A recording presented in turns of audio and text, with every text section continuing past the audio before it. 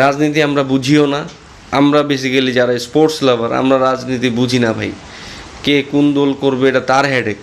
কিন্তু কিন্তু চোখের সামনে দেখা 24-এর পর সাকিবের এই পক্ষপাতিত্ব নেওয়ার যে ব্যাপারটা, এটা অবশ্যই দেখতে খুবই বাজে লাগতেছে। এবং এটা আমরা যারা ফ্যান আছে সাকিবের, তারা মেনেই নিতে পারছে না, মেনে নেওয়ার মতোই না।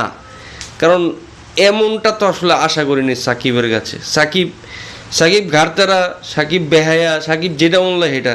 কিন্তু সাকিবের উচিত ছিল এই বিষয়টার উপরে তার একটা বিস্তর বিবৃতি দেওয়া। তো সাকিবুল হাসান কিন্তু একটা ঘাড়তেরা একটা মানুষ, এবং সেই ঘাড়তেরামি করে সাকিব এই লাইভে অংশগ্রহণ করলেন, প্লাস সেই লাইভ তার পেজে শেয়ারও করলেন। ভাইরে ভাই, সাকিবুল হাসান একটা মাল ভাই। সাকিব আল হাসান শিওর একটা মাল। তাকে ক্রিকেটে ব্যাক করানোর জন্য নানানভাবে চেষ্টা করা হয়েছিল, কিন্তু শেষমেশ গতকালকে উনি যখন এমন একটা জায়গায় উপস্থিত হলেন যে যেন তার কাছে ক্রিকেটটা মুখ্য না, রাজনীতিটাই মুখ্য। অ্যাজ এ সাকিব আল হাসানের ফ্যান, আমি শুধু একা ফ্যান না, অনেক মানুষই তার ফ্যান ছিলেন 24-এ এই আগস্টের পর, 24-এর গণঅভ্যুত্থানের পর তাকে অনেকেই হেট করেছেন, এবং হেট করারই কথা। কারণ রাস্তায় যখন তার ফ্যান ফলোয়ার যে ছাত্ররা, সাকিব আল হাসানের মূল ফ্যান ফলোয়ার তো ছাত্ররা, তাই না? রাস্তায় যখন ছাত্ররা খুন হচ্ছিলেন, তখন সাকিব আল হাসান বিদেশে টরন্টোতে বেশ আমোদ ফুর্তিতে আছেন এবং ঘুরছেন। সেই বিষয়ে তিনি পোস্ট করেছেন। ছাত্রদের পক্ষে একটা ফোঁটাও তিনি দাঁড়াননি। ওকে, সেটা তো গেল তার একটা অপরাধ, কিন্তু তার অপরাধের খাতা ভাই এতটাই বড় যে তাকে দেশে আসতে দেওয়া হয়নি। এখন দেশে আসতে দেওয়া হয়নি এই কারণে, সে যদি একা দেশে আসতো তার অনেক বড় ক্ষতি হইতে পারত। তার ভালোর জন্যই তাকে দেশে আসতে দেওয়া হয়নি। সে দেশে আসলে কিন্তু তার খবর আছিল। তো গতকালকে সাকিব আল হাসান যেটা করেছে, সেটা পুরো বাংলাদেশ কেন, পুরো পৃথিবী দেখেছে যে সাকিব লাইভ অনুষ্ঠানে অংশগ্রহণ করেছেন। তার লাইভে তাকে অংশগ্রহণ করতে দেখে অনেকের মাথায় আগুন উপরে উঠে গেছে। কিন্তু আসল ঘটনা এখানে, তাকে যে দেশে আসতে দেওয়া হয়নি, এই জন্য সে আসলে একটু ঘাড়তেরা। তো সাকিবুল হাসান কিন্তু একটা ঘাড়তেরা একটা মানুষ, এবং সেই ঘাড়তেরামি করে সাকিব এই লাইভে অংশগ্রহণ করলেন, প্লাস সেই লাইভ তার পেজে শেয়ারও করলেন। ক্রিকেটার সাকিবকে আমরা চেয়েছিলাম, কিন্তু সাকিব ক্রিকেটার হতে চাচ্ছেন না, সে আর ক্রিকেটে থাকতে যাচ্ছেন না, সে আসলে রাজনীতিটাই করতে চাচ্ছেন। অত্যন্ত দুঃখের সাথে বলতে হচ্ছে, সাকিব আল হাসানের যারা ফ্যান আছেন তারা ভাই কিছু করার নেই। সাকিবের ভবিষ্যৎ পুরোই অন্ধকার হয়ে গেল এই কর্মকাণ্ডের মাধ্যমে। সাকিব তার যে একটা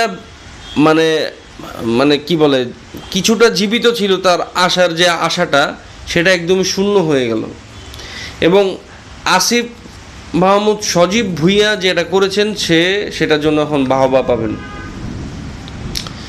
সাকিব ওই লাইভে অংশগ্রহণই করে নেই। ইভেন উনি SLPL খেলছিলেন, সেই রানিং অবস্থায় সেখানে সে জয়েন করেছেন। অলরাউন্ডার সাকিব, ঘাড়তেরা অলরাউন্ডার সাকিব প্রমাণ করলেন আবারও যে সে আসলে সাধারণ ছাত্রদের সাথে নেই। যাই হোক, ওটা নিয়ে কোনো কথা নাই, হতেই পারে। রাজনীতি আমরা বুঝিও না। আমরা বেসিক্যালি যারা স্পোর্টস লাভার, আমরা রাজনীতি বুঝি না ভাই। কে কোন দল করবে এটা তার হেডেক। কিন্তু চোখের সামনে দেখা 24-এর পর সাকিবের এই পক্ষপাতিত্ব নেওয়ার যে ব্যাপারটা, এটা অবশ্যই দেখতে খুবই বাজে লাগতেছে। এবং এটা আমরা যারা ফ্যান আছে সাকিবের, তারা মেনেই নিতে পারছে না, মেনে নেওয়ার মতোই না। কারণ এমনটা তো আসলে আশা করিনি সাকিবের কাছে। সাকিব ঘাড়তারা, সাকিব বেহায়া, সাকিব যেটা বললো সেটা। কিন্তু সাকিবের উচিত ছিল এই বিষয়টার উপরে তার একটা বিস্তর বিবৃতি দেওয়া। The funny part is, Shakib কিন্তু একটা বর্ণনাও দিয়েছিলেন যখন দেশে আসার একটা সুযোগ তার হয়েছিল, তখন সে কিন্তু ফেসবুকে একটা বড় লম্বা একটা পোস্ট দিয়েছিলেন সাকিবুল হাসান। আপনার মনে আছে কিনা আমি জানি না, আমার মনে আছে। সাকিব পোস্ট দিয়েছিলেন যে আমি এই মানে আমি ভুল হয়েছে, আমি বুঝতে পারিনি, হ্যান না তেন না, মানে একটু কনফিউজ আকারে একটা পোস্ট দিয়েছিলেন। তো তখন তাকে মনে হয়েছিল যে হ্যাঁ সে আসলে তার ভুল বুঝতে পারছে, তাকে তারপর আসতে দেওয়া হয়নি।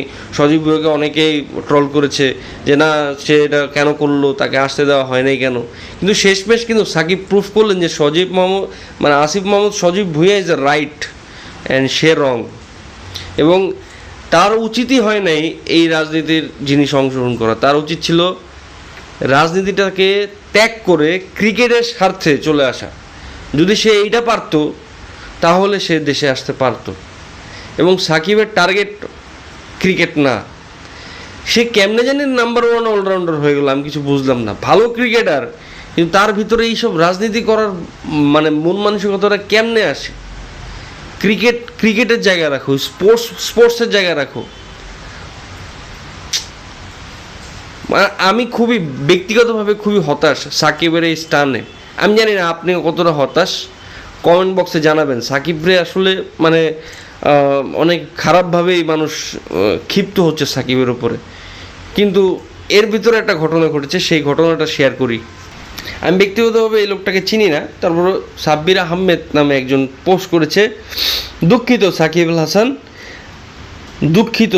আল হাসান, সবুজ বাংলাদেশের ঘাসে পিচ ঢালা সড়কে এখনও রক্তের দাগ শুকায়নি, দেয়াল থেকে খুনি শব্দটা এখনও মুছে যায়নি, শহীদের মায়ের চোখে পানি এখনও থামেনি। আর এর মধ্যে আপনি এ জাতির ইতিহাসের সবচেয়ে ঘৃণ্য শাসকের পাশে গিয়ে দাঁড়ালেন, নিজের চেহারা মিলিয়ে নিলেন সেই মুখের সঙ্গে, যে মুখের নির্দেশে ঝরে গেছে হাজারো তরতাজা প্রাণ। একদিন এই দেশের কোটি মানুষ আপনার নামে গলা ফাটিয়েছে, গ্যালারিতে, চায়ের দোকানে, ঘরে ঘরে আপনি ছিলেন গর্বের নাম। সেই ভালোবাসার ঋণ আপনি শোধ করলেন খুনির পাশে বসে। আবু সাইদের বুকের রক্ত, মুগ্ধের শেষ পানি লাগবে পানি, ওয়াসিমদের না ফেরা, এসবের সামনে দাঁড়িয়ে আপনার আর মাফ চাওয়ার বাকি রইল কি? না সাকিবুল হাসান, কিছু দাগ ব্যাটে বলে মোছা যায় না। এই বাংলাদেশের বুক থেকে আপনি আর মাফ পাবেন না। তো এটা ছিল সাব্বির আহমেদ নামে এক ব্যক্তি, ওনার পোস্ট।